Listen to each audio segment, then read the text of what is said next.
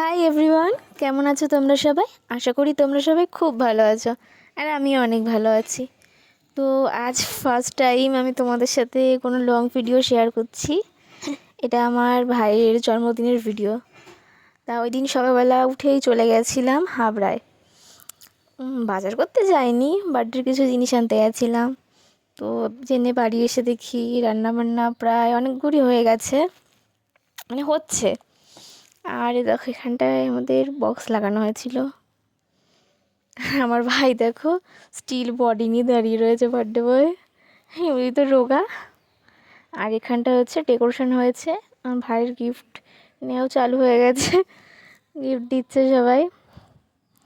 আর এটা হচ্ছে বার্থডের কেক, কেমন হয়েছে জানিও। কেক কাটিং হচ্ছে। আর এটা হচ্ছে দুপুরের খাবার। আসলে দুপুরবেলায় অনুষ্ঠানটা ছিল, আমি খাওয়ার ভিডিও ক্লিপটা নিতে পারিনি, আমি মুখেই বলে দিচ্ছি।